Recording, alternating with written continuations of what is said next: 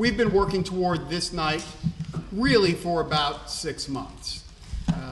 Many of us, including me. And before I forget, let me thank Julie McDonald for all of the setups and having at least some sustenance for you all. And for the technology folks who are making a room that was not originally outfitted with technology work for this purpose. We're going to continue to tweak this as we go. But I will tell you, I'll explain a little bit about what's going on. And for those of you who are on the telephone, you can imagine in your head what this looks like. We have about 10 round tables. Each table has a microphone on it. But that microphone is not for picking up or amplifying your voice. That microphone actually is capturing our conversation this evening for posterity and eventually to be posted on the web. As we said from the beginning, we're going to make this, Helen Sturkis really terrified that she's going to be posted on the web. We're going to make this as transparent as we possibly can be, and that means capturing our conversations, putting them up for people to see and watch, and really engaging the entirety of the WK community as we go. So we're recording with the microphones on the table. As we introduce ourselves, that's the warning, and go around the room, we have actually passable mics somewhere. Tamla has at least one of them, and Julia has the other one. So first, though, let me say thank you. Thank you for your willingness to be part of this. Some of you, I said it's going to be an adventure, and it will be. For those of you who've agreed to serve as co-chairs, let me say thank you. The way we'll do introductions is I'll introduce the co-chairs, and the co-chairs can introduce themselves and then go around the table. What I want for you to leave with tonight is an understanding, at least from my perspective, how I think this is going to go. The great thing about strategic planning is it's not up to me, it's up to us. And we're going to go potentially down some rabbit holes and emerge smarter, but having closed off those holes. I hope we have, as a community, interesting conversations. But during the next 9 months, what we will decide together is what are our shared aspirations for Western Kentucky University, and then build a roadmap for how we get there. I've said over and over and over again, as people have asked me what my vision is for the institution, that is much less important than what our shared vision is for the institution and where we're headed. And that's what all of you are going to do along with all of your colleagues. We're going to build this together. Now, we're going to build some portion of the airplane while we're flying it, and I know that makes folks crazy. But we can't just spend a year doing strategic planning. We also have to do a bit of strategic doing. And so we'll talk about that. The most important part of this evening is probably reducing uncertainty in your minds, at the same time with the understanding that there will always be uncertainty in this process. That's part of what makes it interesting.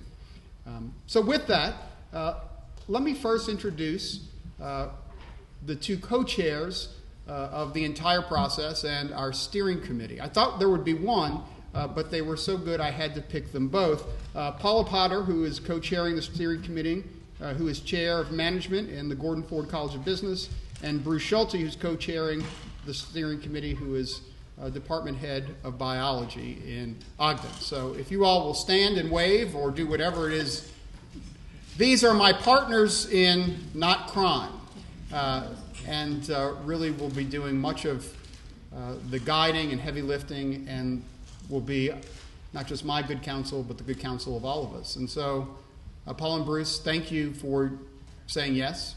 Thanks to all of you for saying yes, but also thank you for being willing to do this with me. I really appreciate it. And with that, I'll let you all, with the roving mics, pass it around and talk about who's at your table.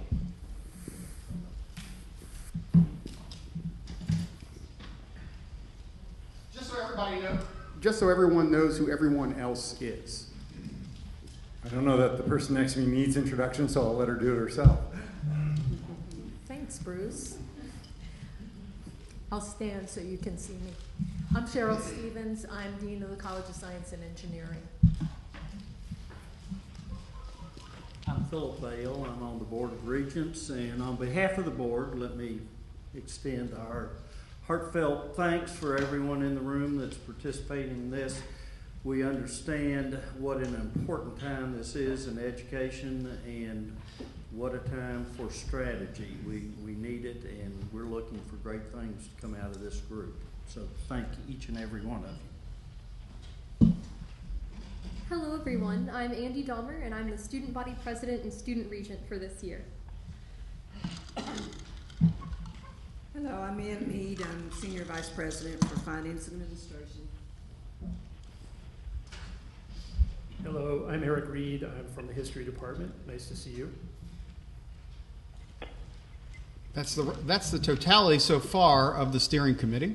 Now let me go on to academic innovation and excellence and thank Rob Hale, who's co-chairing, and the department head of English.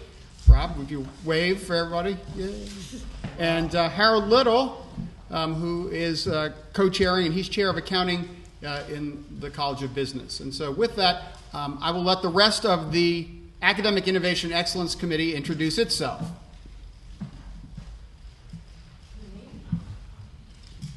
I'm Sally Ray, Regional Chancellor, WKU Glasgow Campus. Marko Lumacic in history. Hi, Tamala Smith, Staff Regent. Greg Arbuckle, Associate Dean, Ogden College of Science and Engineering. Alicia Pennington, Center for Innovative Teaching and Learning. John Ridley, Bowling Green, WKU region.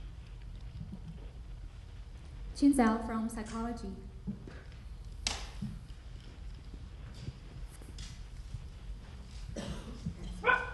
Beth Lavis, I'm the Associate Vice President for Extended Learning and Outreach. Fred Gibson, School of KRS.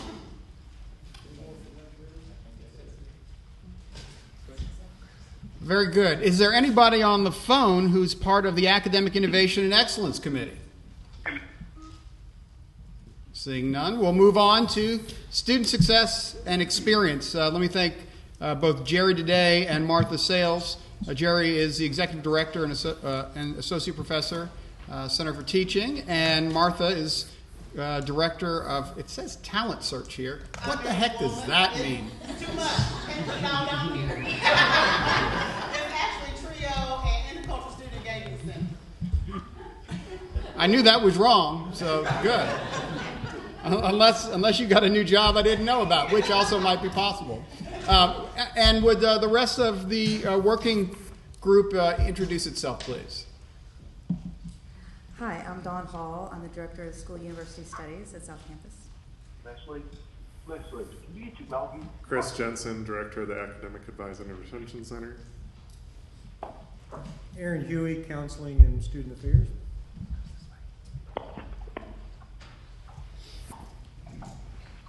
Lauren Bland, Communication Sciences and Disorders. Hi, my name is Connor Haltrell. I'm a student here and I'm involved with the Student Government Association. I'm the Chief of Staff, and I am studying biology and political science. I'm Jace Lux. I'm the Director of Recruitment and Admissions. I'm Bryson Davis. I'm the Assistant Director of the Department of Student Financial Assistance. I'm Sharon Metter. I'm in Psychological Sciences. And I'm Brian Kuster. I'm the Vice President for Student Affairs. Is there anyone on the telephone who's a member of Student Success and Experience Working Group? Yes, me, Julie Henson. Hi, Julie. Hello, Dr. Caboni, how are you? I'm doing very well. We're glad you're on the phone. I am, and you're going to laugh at it. So one ear's listening to you all, and the other ear's at our WKU Greater Louisville Alumni Chapter meeting. So I'm doing dual responsibilities right now. So I'm listening to both meetings. Well, thank you for being on the line, and we look forward to seeing you later this week. That's right. I'll see you on Thursday. All right, Kelly Madole and Dave Tapman. Kelly's the they are co-chairs of the Research, Scholarship, and Creative Endeavors Group. I skipped, but we're just going to keep going with it. Kelly is the chair of psychological sciences. And Dave Tapman works for us in corporate development and engagement, leading that side of the house. So, Kelly? Yes, and Dave couldn't be here today. He's on vacation, lucky guy. As he said, I'm the chair of the Department of Psychological Sciences, and I'll let everybody else introduce themselves. Ron Bunch, Bowling Green Chamber. Jeff Hook, Director of Center for Research and Development. I'm Carol Lowry. I'm the Administrative Vice President of SGA, and I study biology and political science. Barbara Birch, Faculty Regent. Michael Smith, Department of Biology. Vijay Gola, Associate Dean, College of Health and Human Services. Jean-Luc Houle, Folk Studies and Anthropology. I'm Jenny Rutherford from Psychology, and I'm also the Assistant to the Dean of Research for CEBS. I'm Neil Chumler, Dean of the College of Health and Human Services. Hi, I'm Cheryl Davis, Associate Provost for Research and Creative Activity. And I think that's the entire committee who's here. I will do a bit of explanation. This committee is going to have two subcommittees, one of which is focused on the more traditional scholarship and creative work that faculty do and sponsored research. The other will be a little more community and corporate focused, and that side of the house likely will grow over time. So right now we've got two folks, with Dave not being here, representing that portion of the conversation, but that side of the working group will grow over time. Diversity, Equity, Inclusion Working Group co-chairs Lynn Holland and Molly Kirby. Lynn is the Assistant VP and Chief Diversity Officer for WKU, and Molly is an Associate Professor of Diversity and Community Studies for us. And with that, if they'll wave, I was bad and didn't ask if there was anyone on the phone from Research Scholarship and Creative Endeavors. Is there anyone on the phone for Research Scholarship and Creative Endeavors? Very good. Diversity, Equity, Inclusion Working Group, would you all introduce yourselves? Tony Glisson, Director of Human Resources. David Porter, Board of Regents. Hi, David. Thank you for being on the phone. It's good to have you. Thank you. Okay, I'm Francisco Serrano. I'm a student here. I study criminology, and my minor is legal studies and citizenship and social justice. Hi, I'm Fabian Alvarez, instructor in the English department. Bruce Kessler, the Department of Mathematics. Kapong from Modern Languages. Hi, I'm Chingy Lin. I'm in the music department, and I do all things violin. Outstanding. And I cut somebody else off George on the Nichols. phone. Yeah, George Nichols from the Regents. George Nichols, thank you for being here on the phone. Are you in D.C. or some other fabulous location? I'm in Orlando, Florida. Even better. So thank you. And realize why I shouldn't be in Orlando, Florida. And our last but certainly not least working group, Budgeting Efficiency and Infrastructure. Suzanne DeVries, co-chair with Christian Ryan. Suzanne is dean, our newishly arrived dean of University Libraries, and Christian is our coordinator of sustainability at the university. So if you all will wave and have your folks introduce themselves. Good evening. I'm Todd Stewart, Director of Athletics. I am Brianna Harris. I'm a graduate student in the Student Affairs and Higher Education program. Brian Russell, Chief Facilities Officer for Western. Jason McKinney, Board of Regents. Helen Stirk, Department of Communication. Barry Akins, Department of Human Resources, Assistant Director of Total Compensation. Blair Jensen, Assistant Director, Housing and Residence Life.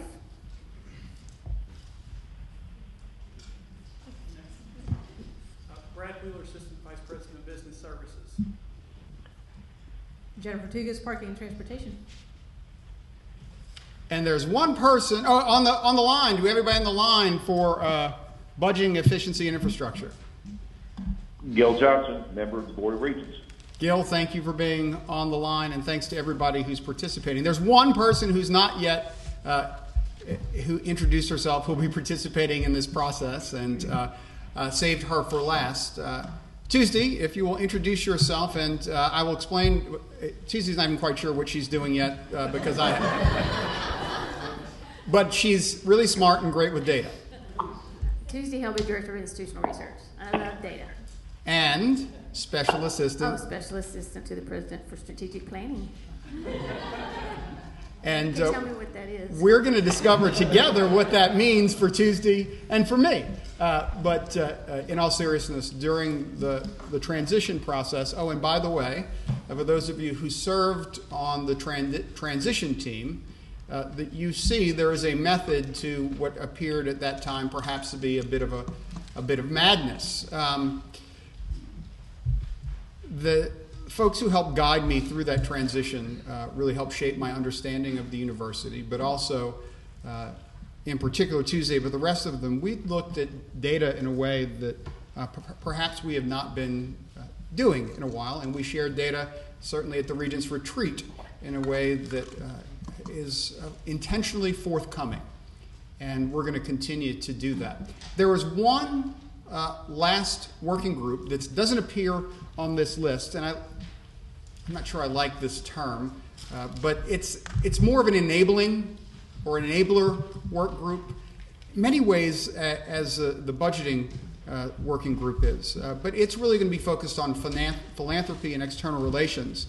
We've not yet named the members of that committee or the co-chairs. That it will happen in due course, but I'm guessing there may be one member of the Board of Regents who is calling in, who's part of that group and is going to be representing all of them tonight.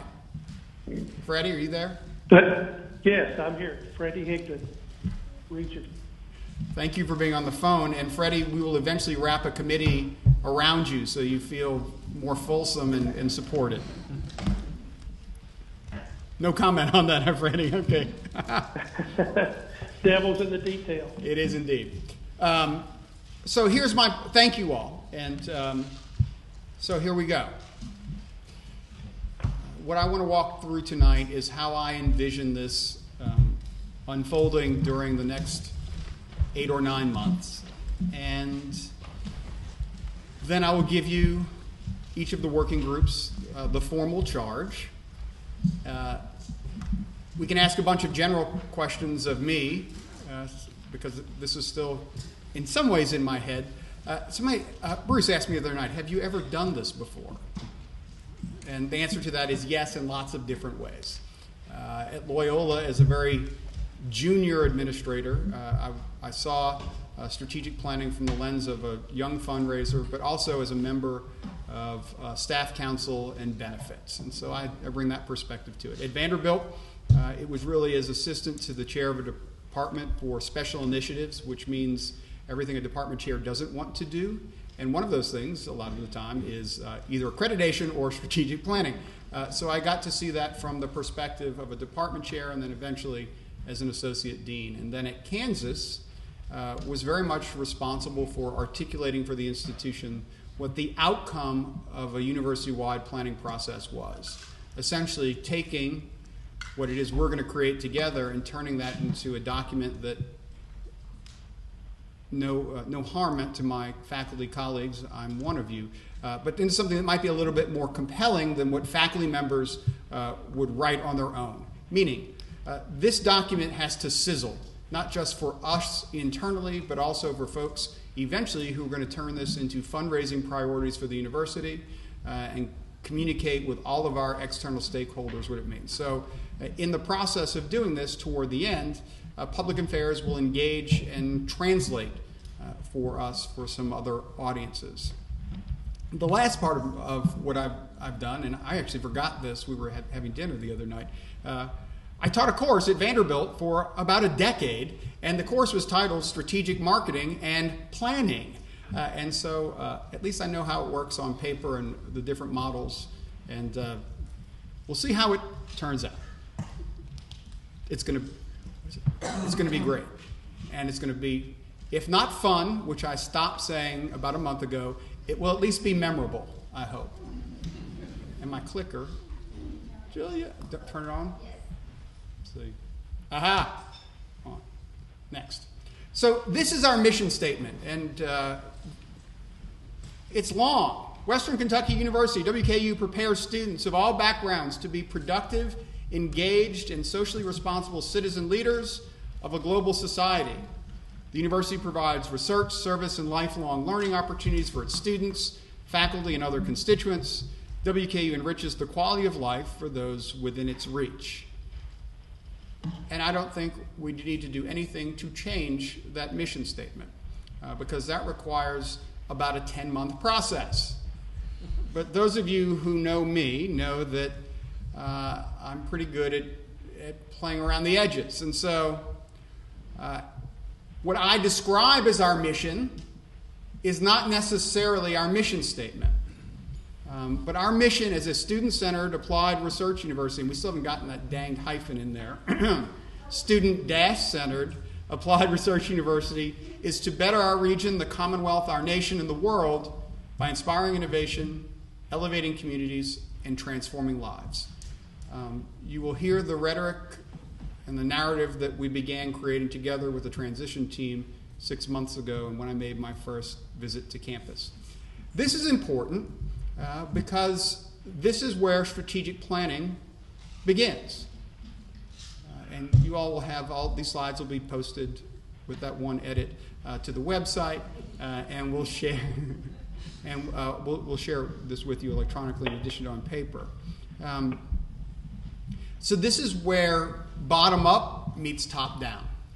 And most of the work that I'm going to do in this process, in addition to the shaping, the questioning, those of you who've been around me long enough know that getting me to give a direct answer about things that you want direct answers to, it can be difficult at times. And Tony, I was visiting with the folks in the benefits committee, Tony, I'm going to call you out, said, given all of your experience, do you have any places where we might look for how we save costs? And being the good professor that I am, I said, Tony, given all of your experience, do you have any ideas for where we might look at to find ways to reduce costs? Ann and I have had a couple of conversations like this, as have Brian and I, and it is an important part of how I lead. My job is not to tell you what the planning process is going to be. My job is to challenge you to do this with me. But this is the kind of most you're going to get in terms of shaping. So, what are our goals? We want to simply improve student learning, engage every one of our stakeholder groups in meaningful conversations, and you've heard this over and over again, articulate persuasively our shared aspirations for WKU, create a practical and 10-year revisable, revisitable roadmap for our future. I want us to use data, Tuesday, for informing our strategic choices. We have to do this in the context of performance funding. We know the Commonwealth has moved there, and so any decisions that we make have to take that into account, I think. And lastly, we have to revise our budget model to ensure resources are deployed in support of our institutional priorities. If I'm not anything, it's consistent. You heard this at the convocation. The Regents heard it this summer. You're hearing it now. I've charged and changed the Budget Council and the work that they're doing. And we'll talk a little bit tonight, I'm sure, about how those two things overlap. But this is where we're headed. And this is what I hope we wind up with at the end of our process. At the outset, I thought it was going to be 2 co-chairs, one of whom would be me. Now it's going to be 2 co-chairs plus a president, and 1 steering committee with 7 to 10 members, 4 to 6 working groups with 2 co-chairs and 8 to 10 members each. And I mean that when I say I want us to engage every stakeholder group. And so here are the working groups that you are all members of.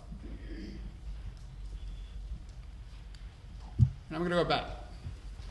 So you have your charge in front of you, but No, you're going to have your charge in front of you. As Julia is handing this out, I want to talk about, beyond this being a roadmap, what this is. I want us together to create a plan for WKU that carves out a place for us nationally and allows us to claim our role, and our role as a leader among public institutions in the United States.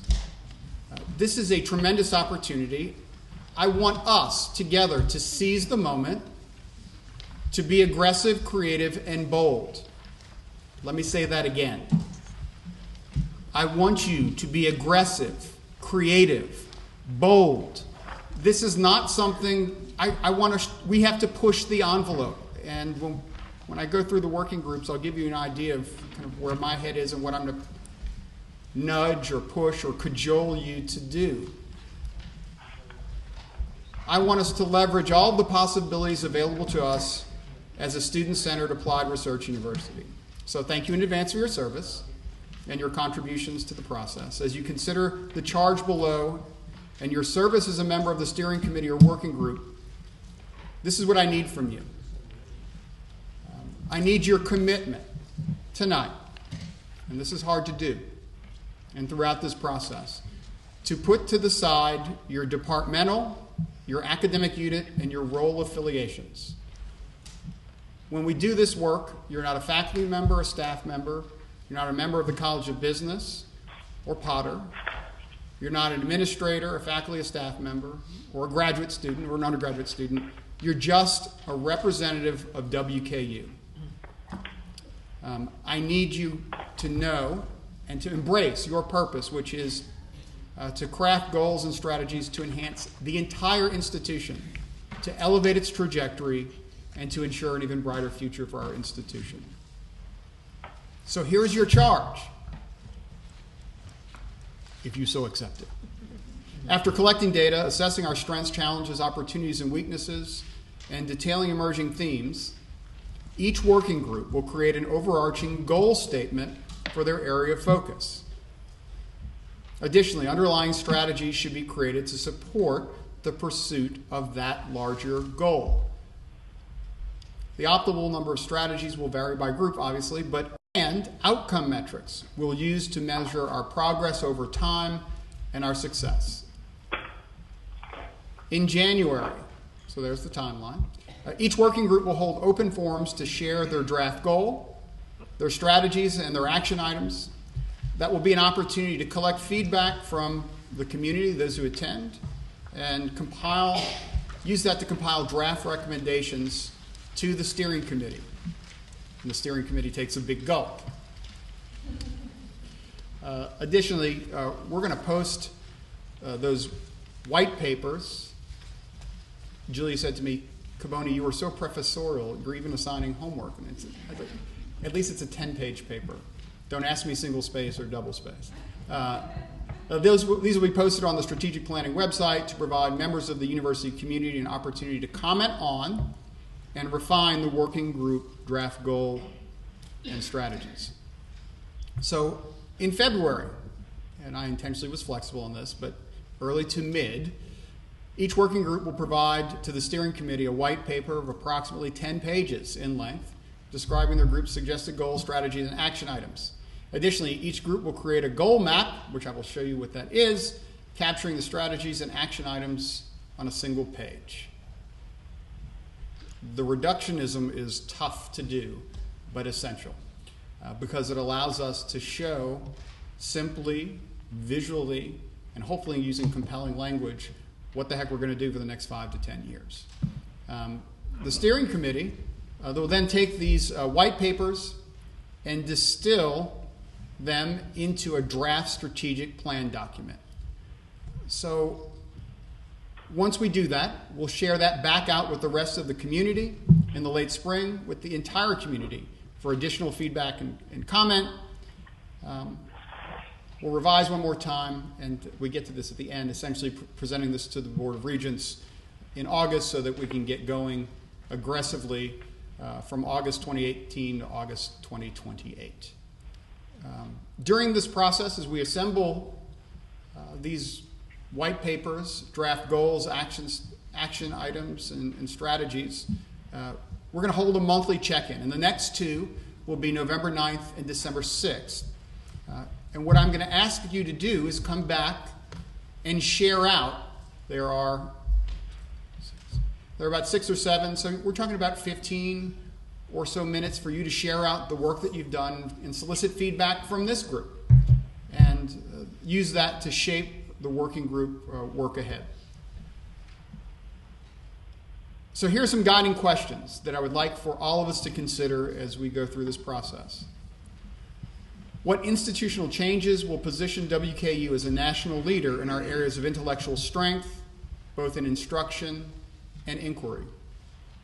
How might we arrange ourselves differently to pursue exciting cross-disciplinary collaborations that are attractive to students, industry, and ourselves? What budget model will allow us to be more nimble, reward performance, and allocate resources to new priorities while focusing on student attraction, retention, and graduation? How do we ensure every student we admit has a reasonable chance to graduate in 4 years? And how do we support them financially and academically to help enable their success? Here's the hard one.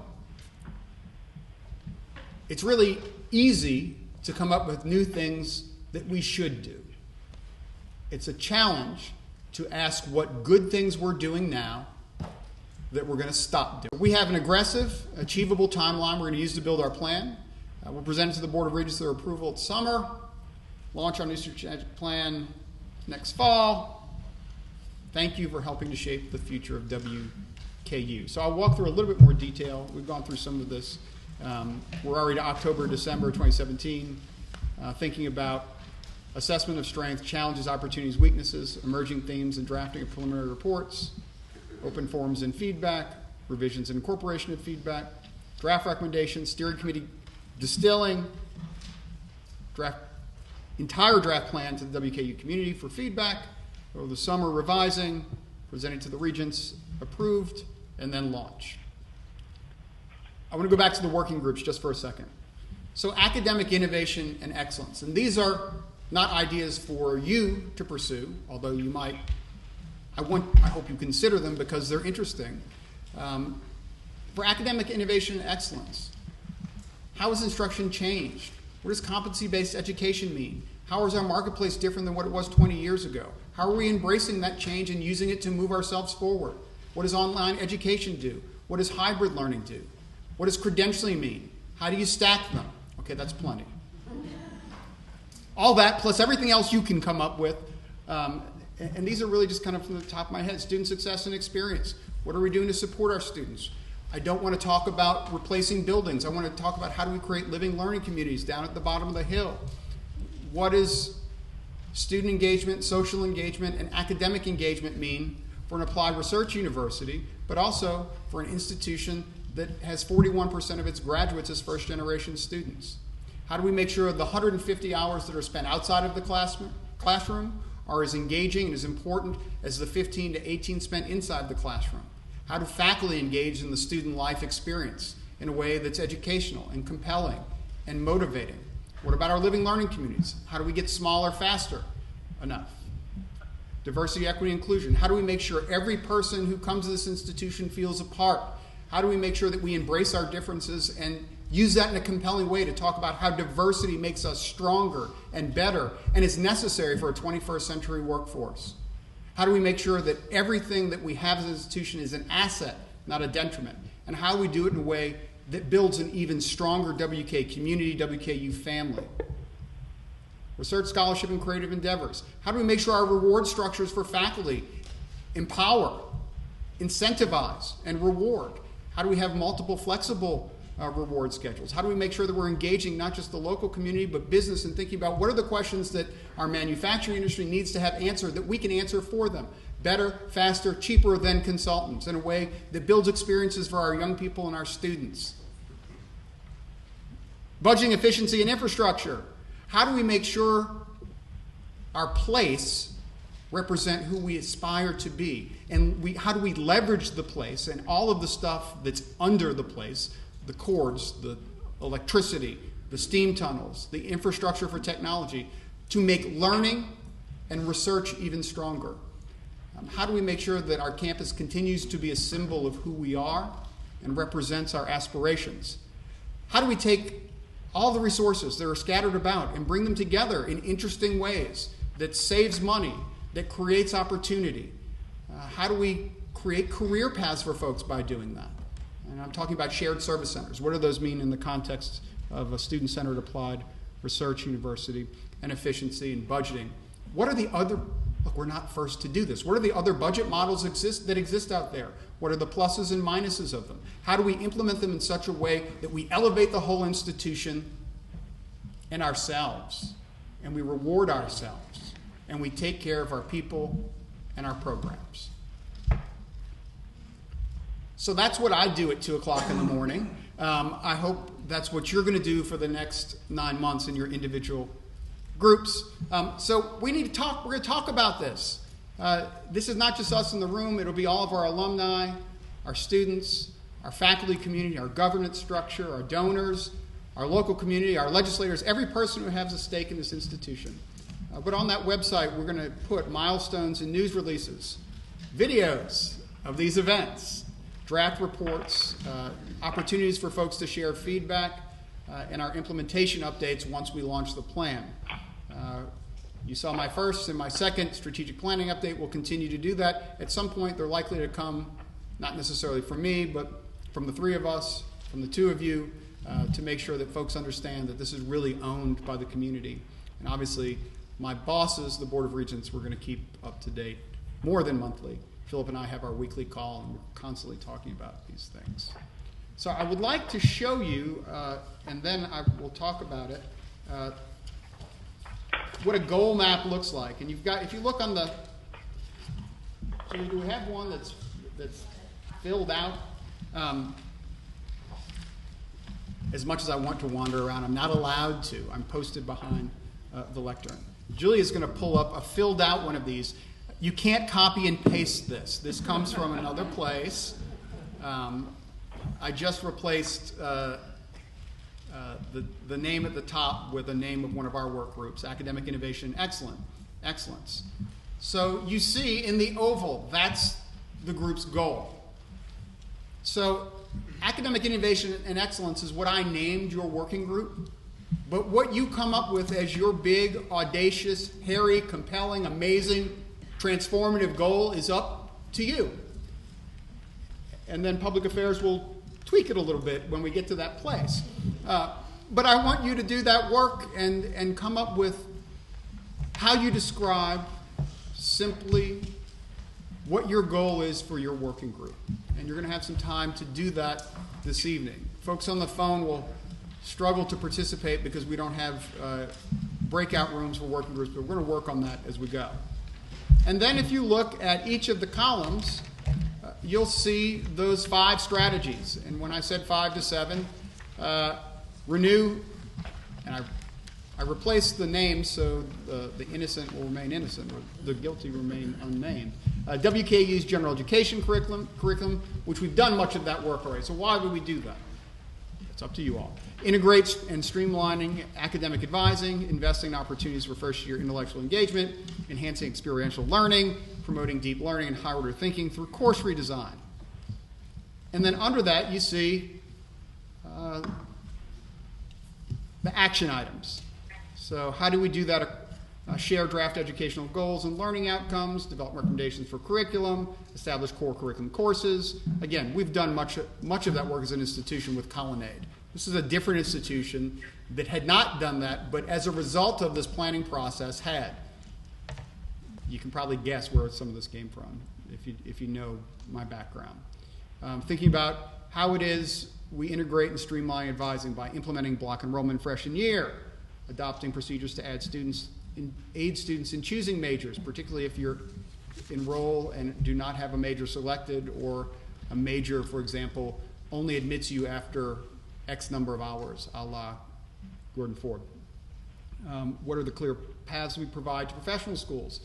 Did not talk about what do career paths and career clusters look like, and how does that connect to the K-12 system in our community? So you see how this works. At the end of the day, a 10-page paper with this appended to it becomes a compelling document for each of the working groups. And then what we're able to do is translate each working group into, in my head, it's a column. Who knows what it's designed into? What are the 5 to 7 goals out of each one of these working groups that we're going to work on together in implementation for the next decade? I know it feels a little bit reductionist at this point. It's supposed to. The expansiveness occurs in your conversations. That's where I hope you put together a million ideas, that you brainstorm, that you challenge each other, and that you're as creative as you can possibly be. And with that, do you have any questions?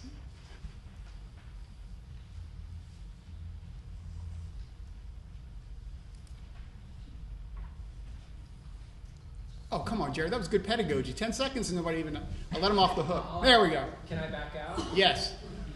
No. No. I said no. I thought you were going to back out into a higher... No, you get... No. Is this... Does this make sense?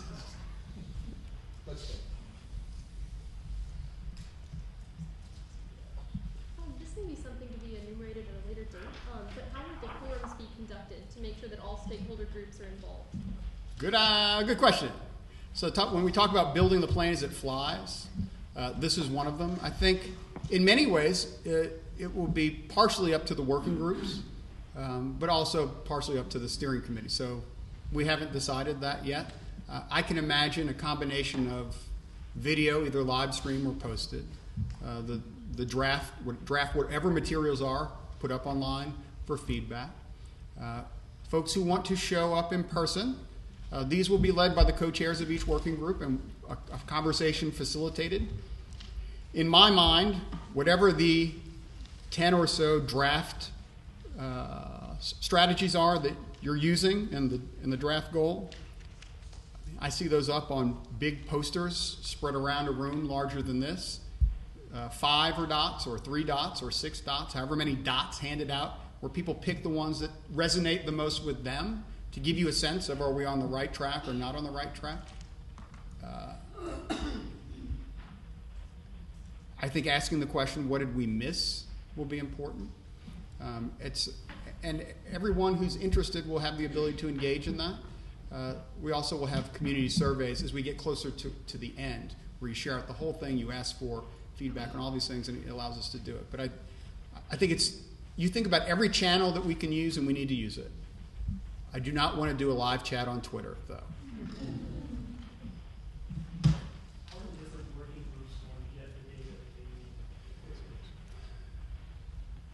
Tuesday. And this is a question that you've asked me before, because this is a challenge. So what I do not want you all to do is to develop paralysis by overanalysis. When I talk about an environmental scan, I want you to look out to see what other places are doing, and are there interesting combinations of those things. As we look internally, if there are basic data that we have to drive that would be important. But we don't want to make this is not a research project. In many ways, data can get in the way of that big aspirational goal. So unlike the Budget Council, which I gave a very direct charge to, this is really about dreaming and imagining and thinking about what might be within the context of a fiscal reality that we all know is here. But at the same time, I don't want numbers to limit the possibilities, because that's what this is all about. It's about what are all of the possibilities for us in the future, and what do we decide on together. So the answer is, we'll get as much data to you as quickly as we possibly can. If you will send those to Tuesday, and Tuesday has a staff of folks that are outstanding and remarkable and responsive and overloaded and burdened, but we're going to get this done. Even if we have to give some access to, what's that thing called? Visual analytics. Who has access to visual analytics in this room? Maybe we need to give some more access to visual analytics. It's important for you to be able, on the spur of the moment. I was doing this Jace Lux and I were driving back from an admission event in Owensboro. I know that because I had mutton sandwiches riding in the back seat, along with one of Jace's staffers who was pulling data from visual analytics for me about enrollment numbers, and we're slicing and dicing in lots of different ways as I was pushing them about stuff. So I want you all to have access to this so that as you have questions, you can say, you know, what has our enrollment been in Owensboro during the past 5 years? I don't know, but we can look that up, and I want you to have access to that. And so I think there's lots of information, and I know there's some folks who are terrified in some ways, but look, this is what, in my mind, what great universities do. They're transparent. The data is out there. There's no surprise in those data. I will ask that remains part of our internal conversation, obviously, because there's competitive information that one could use that against us in the marketplace. And so we'll figure out I think I had to sign something. It may have been in blood to get access to it, or some fingerprinting. But we'll work on that. But a great question, Eric. Thank you. Yes? Your goal of having us be WKU representatives instead of representatives of our division or departments is I think it's very valuable and interesting. This is my question. So inevitably, all of us will be approached by people in our department's division wanting to give input. Is your goal for us initially to work in our groups and not seek that kind of input and then later go out? So what's your thought process about that? So what I don't want you to do is say, well, we've had meetings, but I can't tell you what we're talking about. And part of that is me being clear about that. I think we may have had some of that experience on our budget council. We're saying, well, can we even talk about what we're doing? Is this a top secret mission? This is not a top secret mission. As a matter of fact, I do want you to talk about what you're working on and solicit input from anyone that you think is appropriate. I suggest not sending out blast emails to the entirety of the faculty and staff. I think we fixed that. Every interaction I have, I'm pretty intentional about what I'm trying to do, and that is triangulate people's understanding of this place, where we are and where we're going. And I think that's part of it. Princess?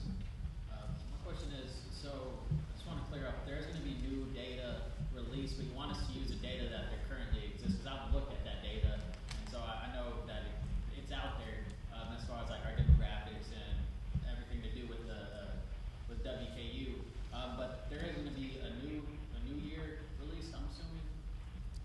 Oh, you mean in terms of recruitment, admission, enrollment? Yes, like all the data we Yeah, so that gets to be, I think that becomes official mid-October in the next couple of weeks. Look, I'm happy to share some portion of this. The trends that you know continue. We're still going to remain 20,000 students strong, but within that 20,000, our enrollment has shifted. And over time, that we know there are more students who are enrolling in dual credit courses as high school students in the past 5 years. There may be fewer of other kinds of students who pay more. That has revenue implications. The same thing is true around our international enrollment. There have been terrific headwinds to recruiting internationally, along with some agreements that have changed over time. We can't hide from our makeup, and we're certainly going to have that conversation as a group. The reality is, though, we need to think about the things that reverse. If there is any downward trend, how do you change that? And that's what I'm going to look to you for.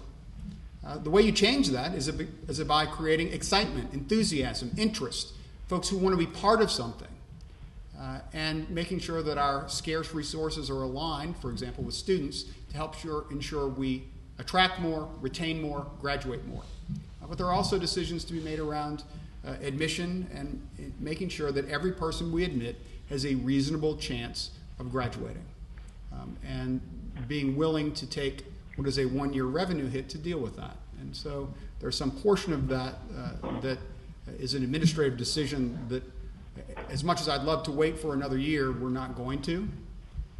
And so how do we make sure that we respond as quickly as we can while at the same time, building that plane while we fly. So that's a really long answer to, we'll share as much as we have, and when there's new information, you'll have access to it. I don't know when that upload occurs, but we're going to have this conversation as a community as well. But a good question. Do you have access to visual analytics? Probably not.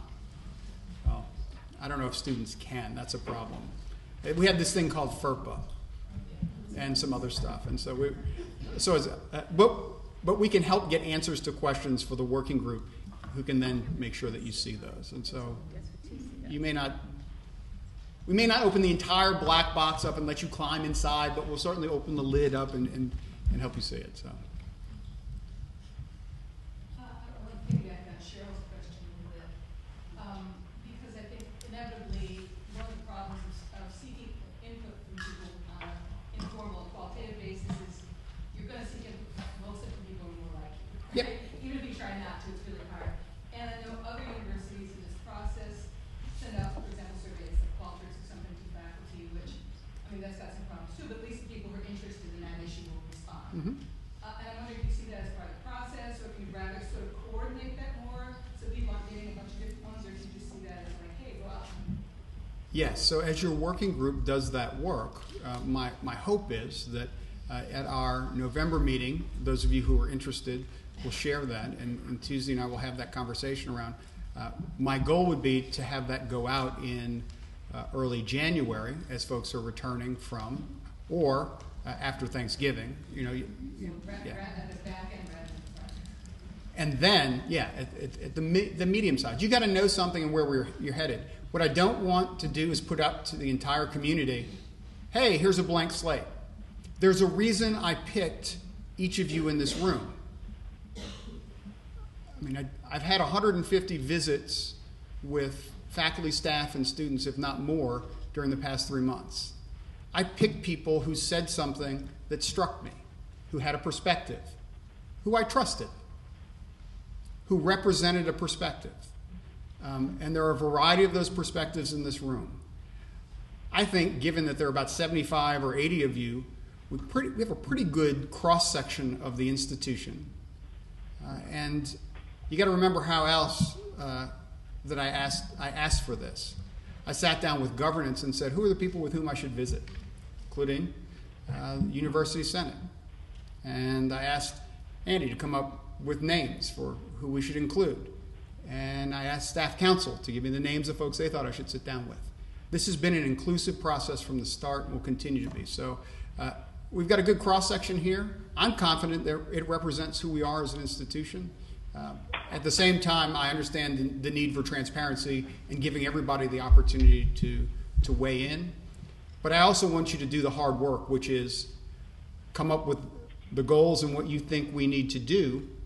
And in some ways, there's some accountability for each of you to stand in front of your peers and be able to talk about why these and why not something else. And you're going to have to be prepared to do that in an open forum. And then include whatever great feedback comes out of that forum. I mean, that's why it's the great thing about universities. It's why we have peer review. It's why we share and then revise and share and revise. And it's an iterative process that I think we should be. It creates discomfort, but that discomfort is important. It also creates ownership. Other questions?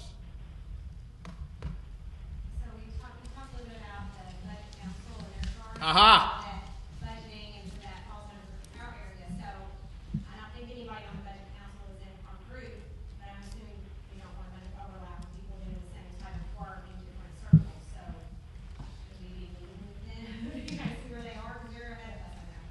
So Gil, who is the regent on the budgeting, efficiency, and infrastructure, actually is also working and having conversations around what budget council. I'm available to you to share that work. Eric is actually on the council as well and can be a resource.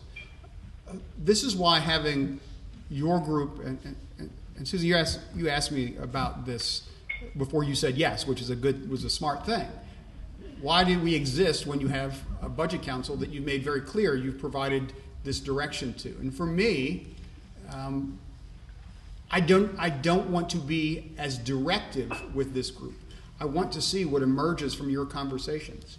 With the Budget Council, I've been pretty explicit about what their new charge is, and I'm pushing them in a very specific direction. I don't want you to copy and paste what they've done. I don't want them to kind of shuffle it all over to you and say, hey, you might want to look this way. So I'm curious to see what emerges. What I'm hopeful happens is that like this and this, it comes together and we get to good. Or it just all implodes and we start over again. And we actually don't have that option as a community. You all know we have an $11 million carry forward that we're dealing with from last year. As you can imagine, if trends from last year continued, there'll be an additional gap this year. The Budget Council really has to make some difficult decisions this year about how we move forward, but also some real strategic decisions as they make recommendations to me. And sharing that across silos will be important.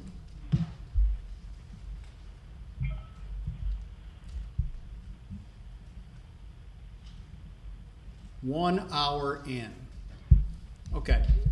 What I'd like for you all to do now is within your working groups and steering committee, take a deep breath, get out the pads and the papers, and the adventure begins now. All right, there were a couple of questions, one of which was pretty tactical that I'll address. I think maybe it was Aaron who's asking, what's the long bar at the bottom for? Which is a very good question. It's not just inability to use PageMaker or whatever. Now I'm obviously old now, or whatever this was done in. Those are cross-cutting action items. So if there are things that would affect multiple strategies here, I'm going to list them down here. Or another way to think about it, you remember when I talked about enabling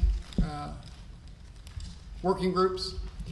If there's something that maybe wouldn't technically fall under the purview of the academic group, but you want it listed under here because something that somebody else might be responsible for should go there, it's another place for it. So it's both of those things.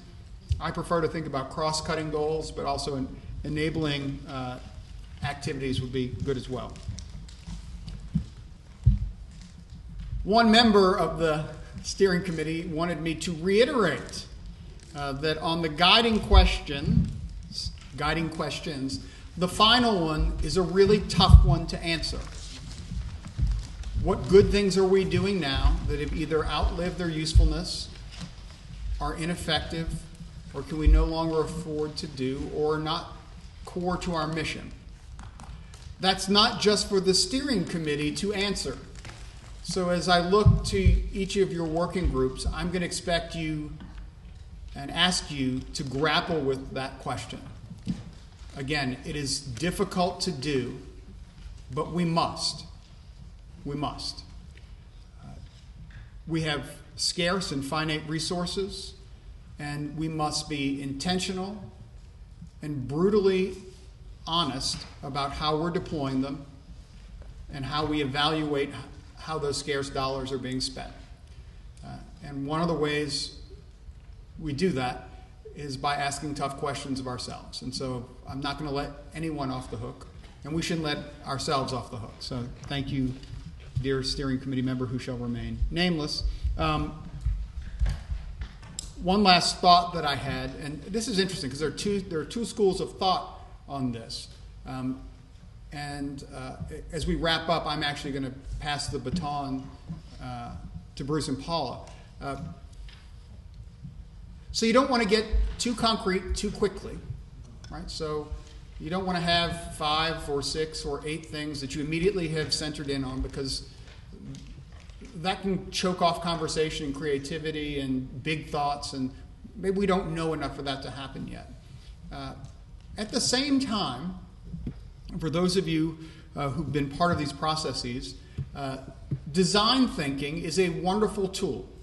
And so if you can iterate quickly, if you can put lots of things down and prototype them and poke holes in it and then re-prototype, that is a way of thinking about ideation. and how you come up with ideas and how you come up with strategies. So I felt compelled to say both of those things out loud because they're the polar opposites of each other, and I figured that would make it more confusing. And actually, it's up to you. Questions, burning concerns. Our next gathering will be November the 9th. And with that, I've prompted, and this is not, Bruce and Paula, please join me up here, or you can have the lectern. It's up to you to wrap. I'm not going to do that because the process is now yours. So in your groups, if you have thought about, here's a group that we would like to touch base with to gather input from. If you can let us know, Bruce and I, because if 3 groups want to reach out and touch this one constituent, I mean, that's great. But if we can start getting an idea from you all, hey, we want to make sure that, this group gets covered, touched, talked to. If you can kind of let Bruce and I know, then we can make sure that, there's not overkill on those. Because to me, and we talked about this at the table in terms of what a great opportunity this is, coming from the background that most of us have experienced. And so to be able to take part in this process where we as a university get to have a role and a say, it's important that people feel that they can be heard. So ideas about that, I think early on, we want to make sure that, again, we touch base with those groups, and we are happy to help in just a little way, help manage that. Does that make sense?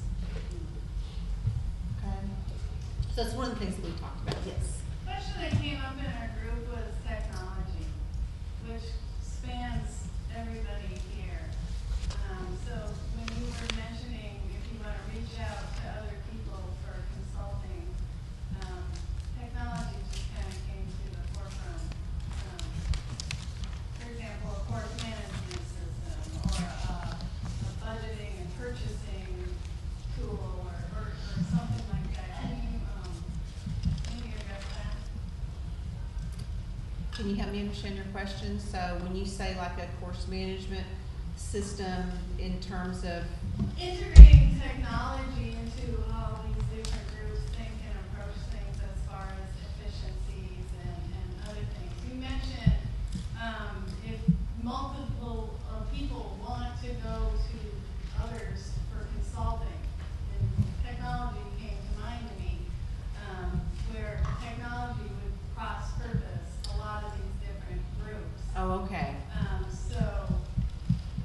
So you may want to be asking them something different. It may be the same group. Let's see, it's IT, but we want to ask them something different. Are we still allowed, or is that okay? Well, you said if multiple groups want to consult the same group, yeah, and that's the first thing that kind of came to mind. Yeah.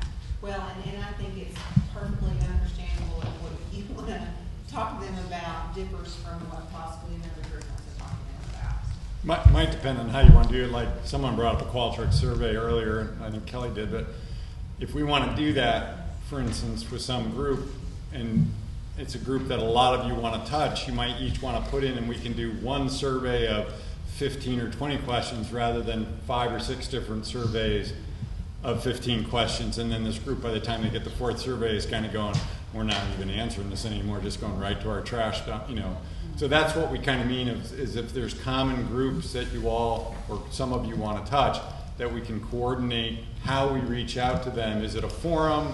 Is it an online fill-in form? Is it a Qualtrics survey? And then make sure that we're getting the questions together in one unit that we can send out to them. So it's a coordination process. I mean, do you have a preference about how you typically work? No, I just use it as an example of how it crosses every group just kind of following along those lines for coordination of communication. When we get all of our ideas together and have our forum in January or February, we want to make sure that we don't leave the whole faculty in forum fatigue and have 7 forums, within 2 weeks. We probably won't have much, turnout if we do that. We have to spread them out and be kind of thoughtful about how we communicate that to the whole faculty. Yeah. Well, I'll just mention a few logistics from the steering committee, and if you hate them, then we'll revise. So one of the things that Paul and I would like from the co-chairs of each committee is a list of your meeting dates and locations for between now and the November 9th meeting. So if you could get that to us as soon as you have it. What we want to be able to do is Paul and I would like to talk to each co-chair probably on about a weekly basis. We don't each need to talk to each co-chair, and we don't need to talk to the same co-chair each week. But we want to make sure on a weekly basis that we've touched base with each co-chair. So the other thing is that we want to make sure that when possible, someone from the steering committee is available at one of your meetings each time you meet. So that could either be by phone, or ideally someone would show up just to be there, not really to be a involved participant, but just to kind of touch base and be able to bring back. It may not always happen, but if we have the meetings, then we can let you know that Andy's going to show up, or someone's going to show up to this one if you're okay with that. It's just to get a sense of what's going on, instead of waiting till November the 9th or December the 6th. It's not directive. It's just, can we just have a sense about how this is going? Right. And if there's questions that we can't answer, we're happy to do that. So it's just a touching base and just a listening. We'd also like to ask, for record keeping purposes, if you're okay with it, is that committees keep action minutes, so that we know, we don't need to know who said what, just the action minutes of what went on in your meeting. I think based on the president's talk tonight, what we envision the November meeting be is the idea meeting, the real big idea. Don't winnow too much for November. What we'd really like to see is kind of the overlap between committees. What are the commonalities in the big ideas? Although it's fine if you've already gone past that for the design thinking phase within your committee, that's absolutely fine. But one of the things we'd like to see at that meeting is sort of your thought process, where you went, and maybe where you didn't go, but some other committee went, so that we still have that. Because sometimes you come back to an idea 2 months later that you threw out. And so we want to make sure we have a record of those ideas. And then by December, we would expect quite a bit more winnowing and focus and that kind of stuff. But don't get too much like we can't afford that, or I don't think we can do that, or students would never do that here, or faculty won't agree to that. Don't even think like that initially. That's not where we're at for November. Keep it really positive. Bruce, could you say what you mean? I guess we're not getting too specific here, but do you mean big ideas in terms of goals? Are you talking about big ideas in terms of strategies? Or is this just like... No, I'm just saying, I'm not necessarily saying all your ideas have to be big, but don't throw out ideas that you think are impractical or don't fit this institution based on your own personal history right at the start. Because if you don't ever let those things at least have the chance to breathe, then you're just going to suffocate them right from the beginning. And I think that's true about everybody on your committee. Everybody's got an equal voice. It doesn't matter where they come from or what their background is. So Kelly, I mean, whether you're talking about your major goals or your implementation pathways or whatever it is, keep it open at the start and make a record of that openness from your meetings. And then, we don't care if by November you've filtered already, but we'd like to have that record through your minutes of where you came from. We'd like to see the path. Does that make sense? Maybe not. I guess I'm just thinking about it a bit more systematically in terms of, we have a goal of creating a goal, we have a goal of creating some strategies, we have a goal of creating action. Right? And that we can brainstorm for a long time, but if we don't know what we're brainstorming about, we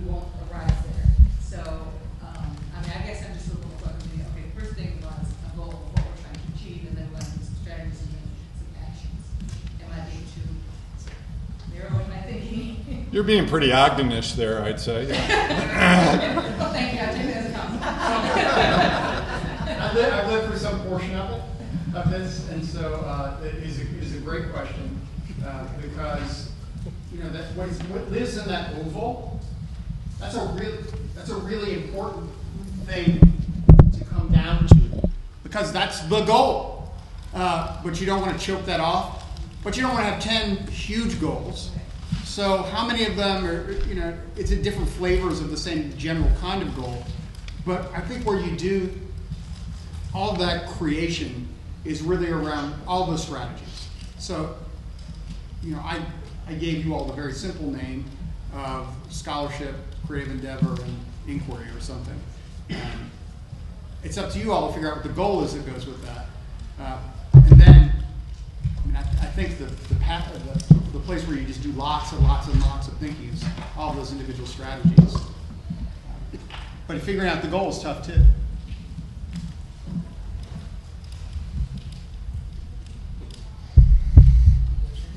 You got more?